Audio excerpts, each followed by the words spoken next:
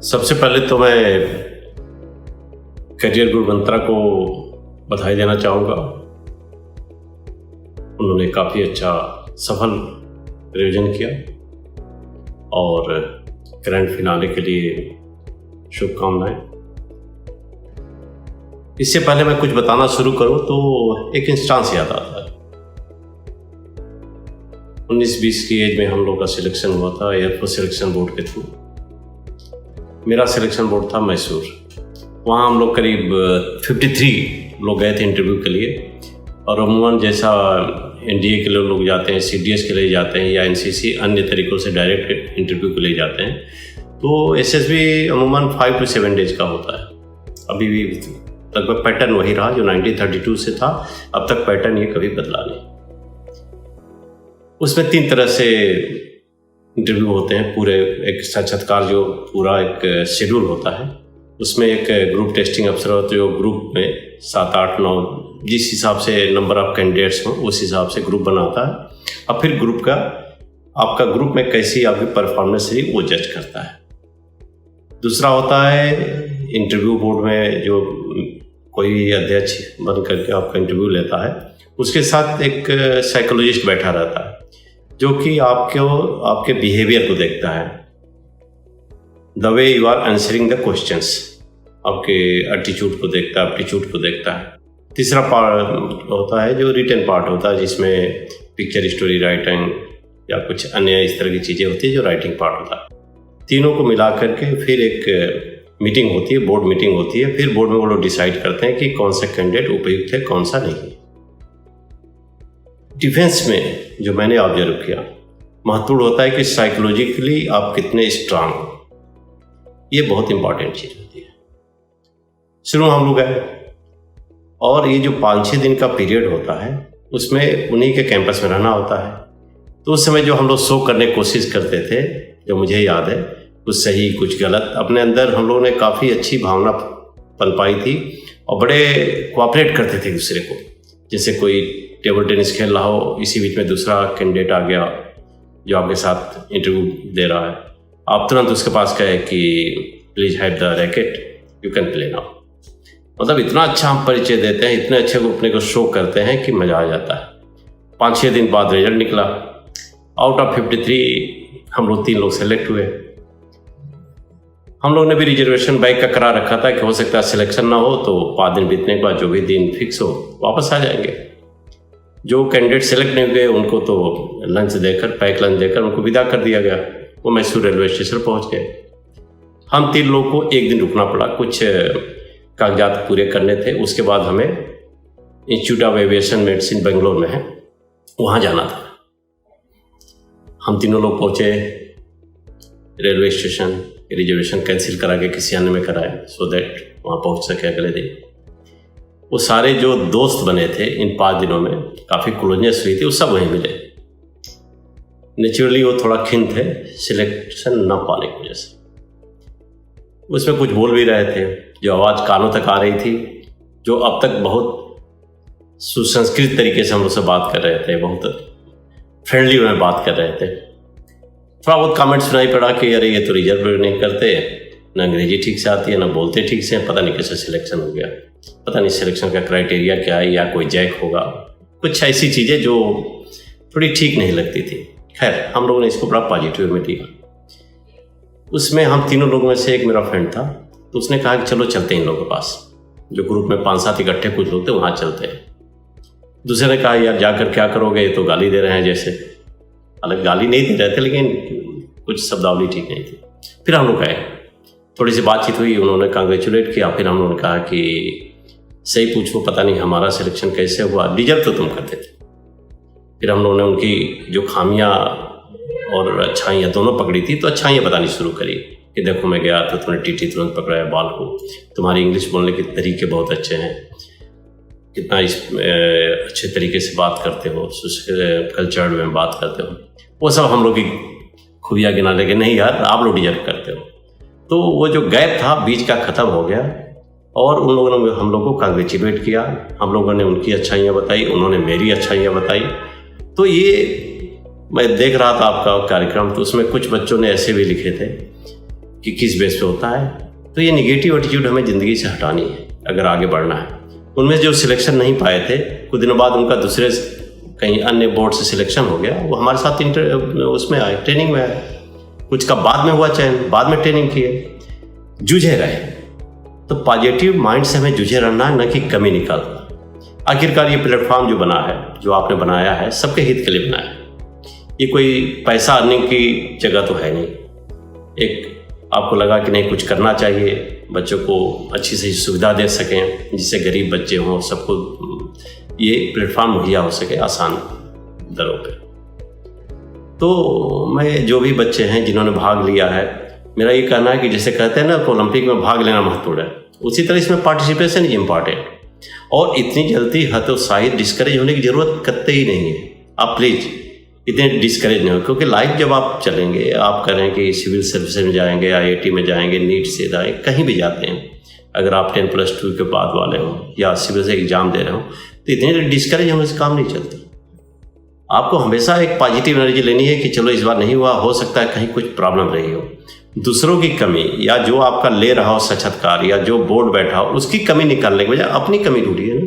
अब कमी नहीं है तो ये रखिए, कभी ना कभी मेरे साथ न्याय होगा, हो सकता आप सही हो।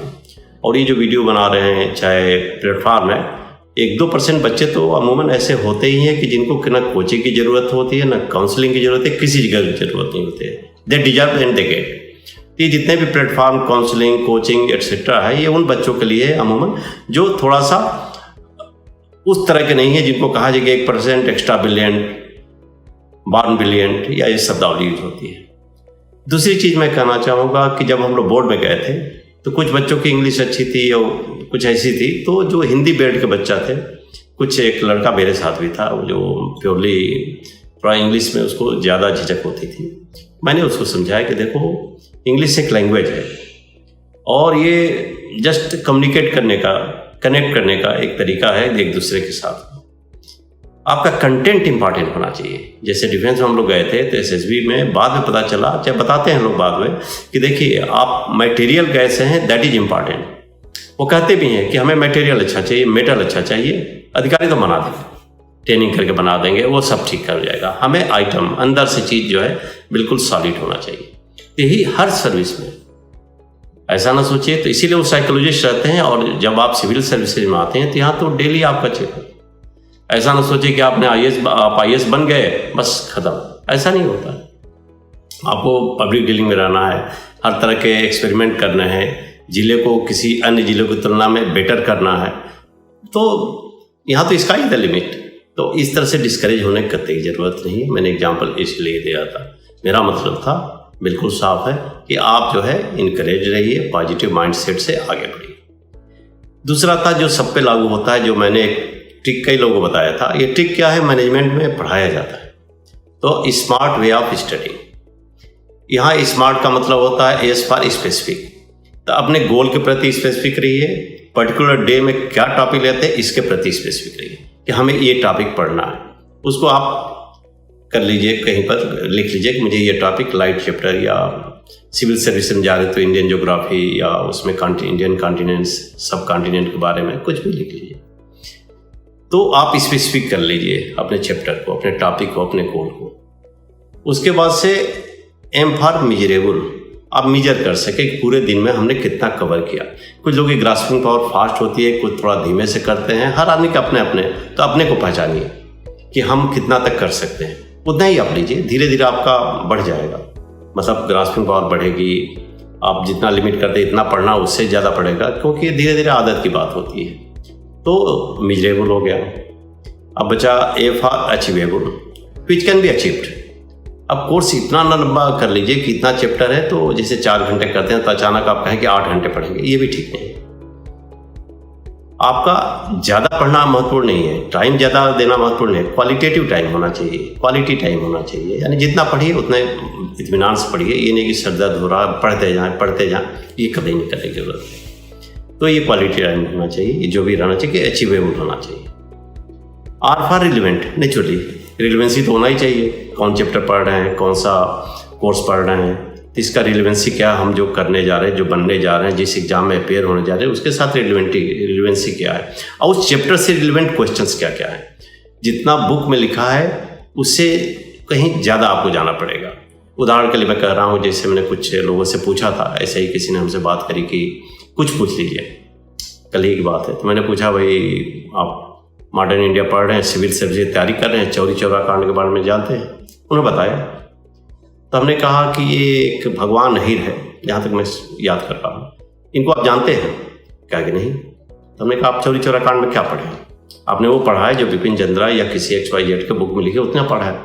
आप थोड़ा विकिपीडिया खोलिए या कहीं से और से लीजिए, वो इंसिडेंट क्यों हुआ, थोड़ा सा अंदर जाइए, तब आपको पता चलेगा। बुक पढ़िए, उस बुक में कुछ और, जो भी सिविल सर्विसेज एस्पिरेंट्स के लिए मैं कह रहा हूँ कि जो बुक पढ़िए उस बुक में कुछ वैल्यू ऐड करिए। सभी लोग उतनी ही बुक्स पढ़ते हैं। आप नाम गिनिए कौन सी बुक किसके लिए पढ़ रहे हैं, तो लगभग सब बताएंगे, इंडियन कॉन्स्टिट्यूशन पे, इस पर ये सब वही बताएंगे। लेकिन सक्सेस होने के लिए it's not an exam, it is a competition में औरों से बेटर प्रूव करना, आपको एग्जाम नहीं पास करना।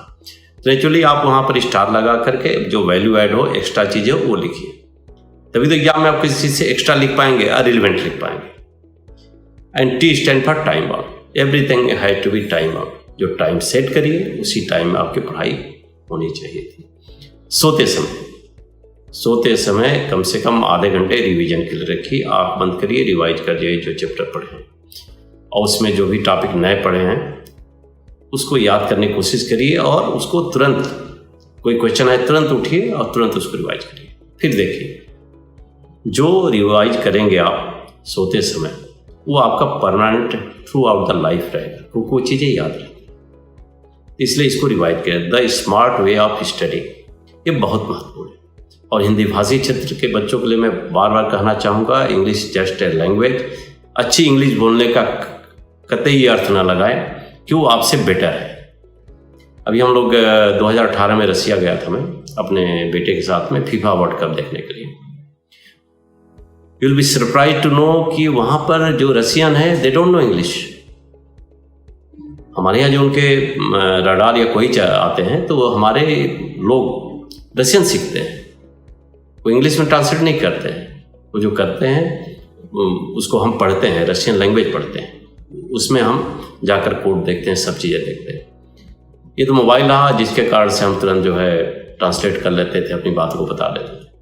इस तरह जो एक बार मैं फ्रांस गया था, तो मुझे याद है कि फ्रांस वाले अंग्रेजी बोलना पसंद ही नहीं करते, they don't like even to speak the English. ये उनका पॉलिटिकल कुछ सिनेरियो भी अपना रहा है कभी, जबकि उसकी दूरी 100 के आसपास है। इंग्लिश चैनल से आप जाइए अंदर से, बहुत पास है, इसके बावजूद ही नहीं बोलते हैं। तो हमेशा याद रखिए, कहीं कॉम्प्लेक्स ग्रसित होने की जरूरत नहीं। इंग्लिश हो या हिंदी हो, that is not important, content is important, material is important. मैंने भी इंग्लिश माध्यम से ही सारी एग्जाम्स क्लियर किए थे। मैं हिंदी भाषी क्षेत्र का हूँ तो हिंदी बोलता हूँ। इंटरव्यू में हिंदी इंग्लिश मिक्स कर देता था, कभी इंग्लिश बोल देता था। तो ऐसा नहीं, आप कॉन्फिडेंस के साथ बोलिए। तो इसीलिए जो स्पीक एंड विन है, उसमें ये इंपॉर्टेंट नहीं है कि आप कोई ट्रैक फॉलो करें, आप ट्रैक से हटिए। आपको जो तरीका आता है लिखने का, उस तरीके से लिखिए, उस तरीके से बोलिए। कोई पैटर्न नहीं होता है, पैटर्न फॉलो करने के बजाय खुद का पैटर्न बनाइए। और अगर आप ठान लेते हैं कि हमें कुछ बनना है, तो कोई आपको रोक नहीं सकता। एंड आई रिपीट, कोई आपको रोक नहीं सकता।